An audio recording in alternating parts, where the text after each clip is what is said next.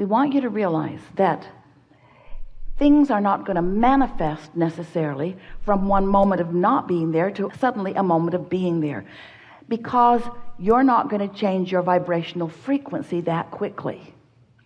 But things are going to be adjusting, and you are going to begin to notice it. So the manifestation that we want you to focus upon is not the car in the garage or the lover in your bed or the money in your bank account. Not right now, not all of a sudden. The manifestation we want you to focus upon is closer over here to the vibrational frequency. It's the manifestation of a thought occurring to you, a thought that you don't usually think. You'll be realizing things that you don't usually realize, and right along with that realization will be an emotional upcharge, an emotional surge that will be the indicator of your changing of your emotional or vibrational frequency.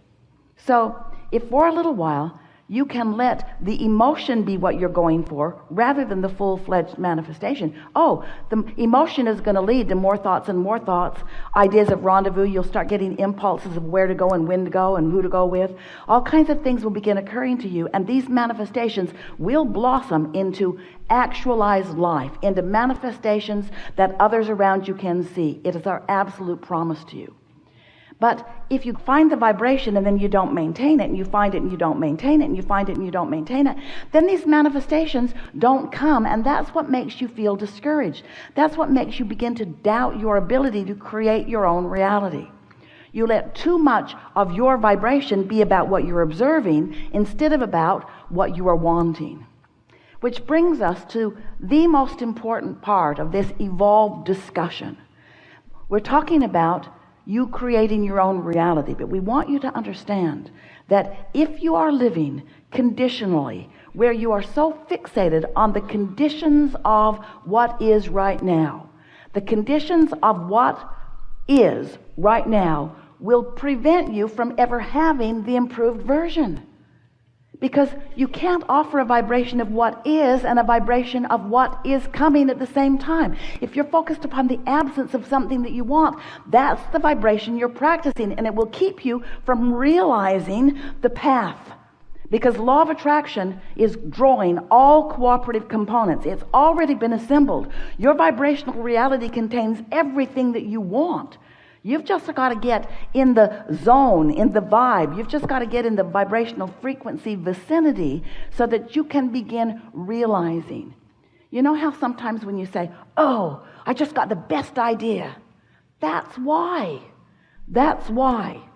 you let down your negative guard. For some freakish reason, you were feeling good. And in that absence of resistance, you got an idea. But most of you don't keep the idea alive by nurturing the fertile ground that allows it. Instead, you kill it with reality. You say, but that's not likely. I don't know others that have done that. It hasn't been working out that way for me. You argue for your limitations by pointing out what is. And what is not the friend of what will be. Often. Sometimes it is. In other words, if what is lovely, focus on it as much as you can, and more like it will come to you. But you want to be a selective sifter about what you focus upon. So this now reality is full of conditions. And as you focus upon the conditions, the condition, whatever the condition is, I must deal with this condition.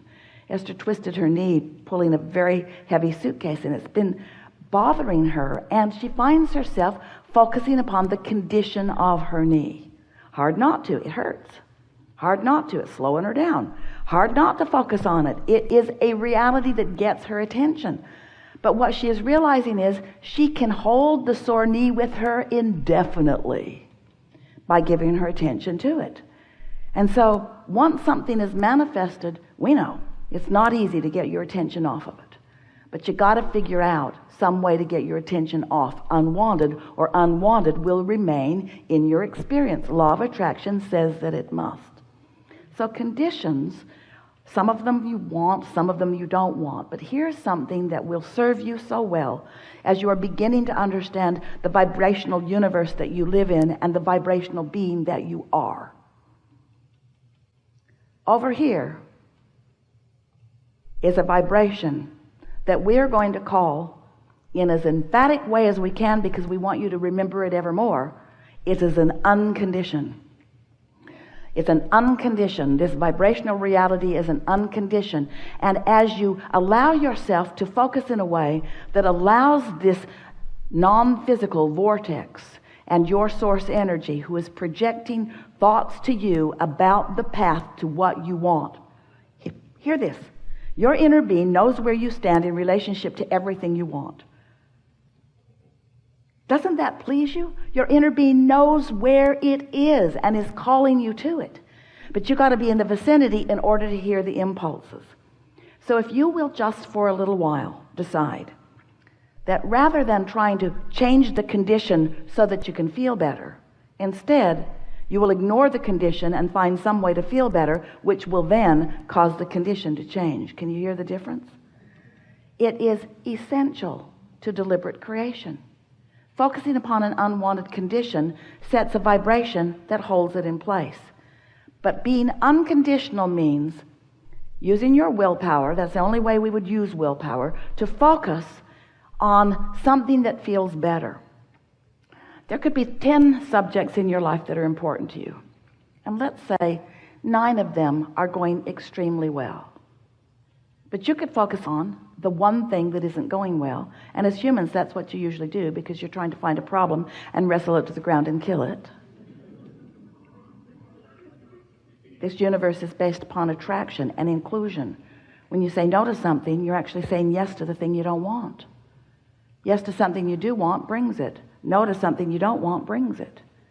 So here is this condition that you don't want. And as you focus upon this unwanted condition, you hold yourself vibrationally apart from what you want. So if you would decide that caring about how you feel matters, it matters so much that this condition takes a second or third or fourth or fifth place. So let's say there are 10 things in your life experience that are important to you, and that one thing isn't going well. The other 9 going well. If you would focus upon the 9 things that are going well, or even one of the 9 things that are going well, that 10th thing would have to come into alignment. It would have to. Because vibrationally, you've cleaned it up.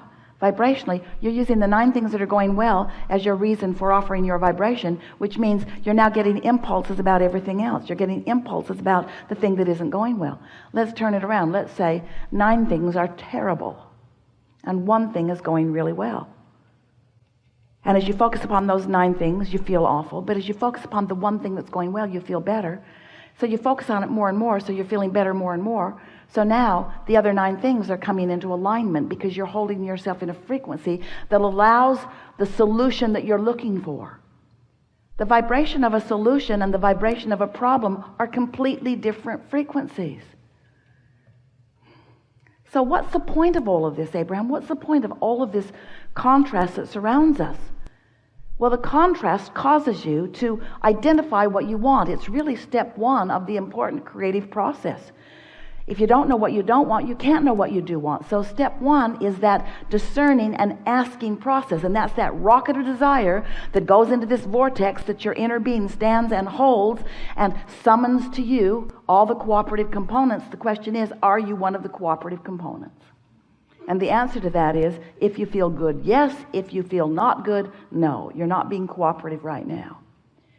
So step 1 is you ask. Step 2 is Source stands there with all that you've become and summons by law of attraction to you.